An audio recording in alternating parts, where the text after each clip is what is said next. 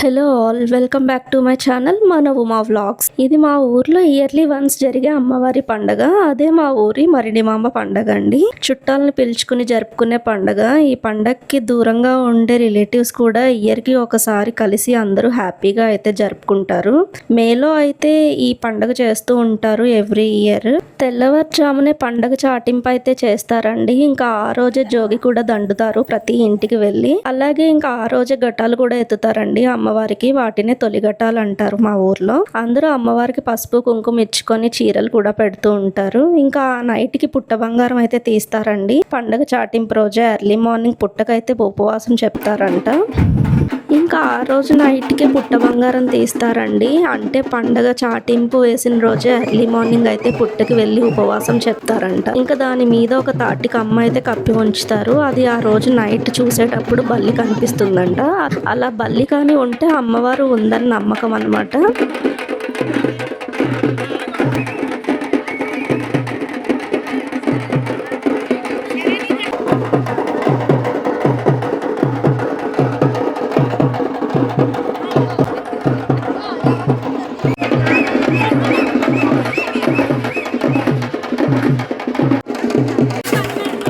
ఇంకా ఈ 5 days కూడా అమ్మవారు గుడిలో కాకుండా ఊరిపైనే ఉంటుంది అని అందరి నమ్మకం అండి.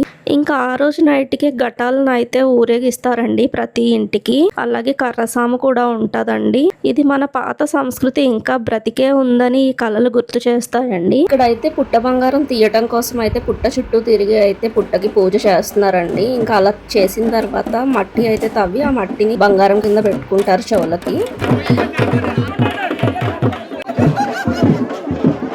ఈ 5 రోజుల పాటు ఘటాలు ఊరంతా తిరుగుతాయి ప్రతి ఇంటికి. ఘటం ఎత్తుకునే వాళ్ళకి నిండుగా ఉన్న నీళ్లు పోసి అలాగే ఘటంలో బియ్యం వేస్తారండి.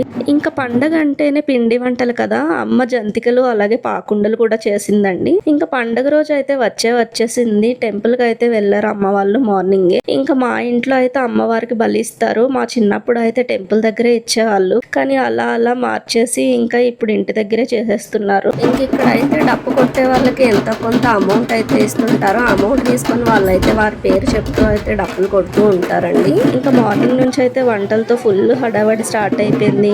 ఇంకా తర్వాత చుట్టాలు కూడా అందరూ రావడం స్టార్ట్ అయిందండి.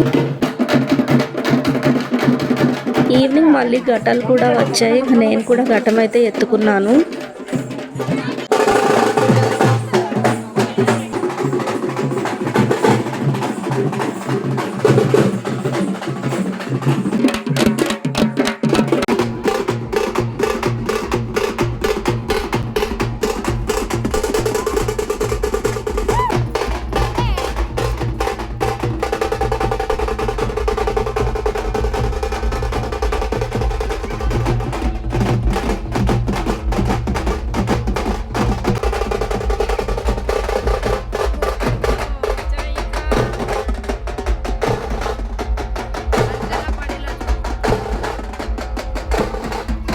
ఇంకా నేల వేషాలు వేసే వాళ్ళు వచ్చారు. తర్వాత నేను మార్నింగ్ టెంపుల్కి వెళ్ళలేదు కాబట్టి నైట్కి అయితే టెంపుల్కి వెళ్ళాను. కొన్ని ప్రోగ్రామ్స్ కూడా పెట్టారు. గెటప్స్ వేసుకొని డాన్స్ చేసే ప్రోగ్రామ్స్. వీటైతే పిల్లలు పెద్దలు ఎంతో ఎంజాయ్ చేస్తున్నారు అనమాట. ఇంకా నైట్కి బుర్రకథ కూడా పెట్టారండి. నేనైతే టైర్డ్ అయిపోవడం వల్ల ఈ ప్రోగ్రామ్స్ అయితే ఏవి చూడలేదు. బుర్రకథ చెప్పేవారి మాటలు పాటలు హాస్యం ఎంతో అలరిస్తుంటాయి కదా. మన పాత కథలు సంస్కృతి విలువలను కొత్త తరానికి చేరవేస్తాయి. ఎవరైనా మొక్కుకునే వాళ్ళు అయితే అగ్నిగుండం కూడా తొక్కుతారండి అమ్మవారికి ఈ రోజు నైట్. ఇంకా నెక్స్ట్ డే అయితే మేము అందరం కలిసి అయితే హౌసీ ఆడుకున్నాము. అలాగా పండగకు వచ్చాక అయితే మా రిలేటివ్స్ అంతా ఒక 3 days అయితే అలా ఉంటూ ఉంటారండి.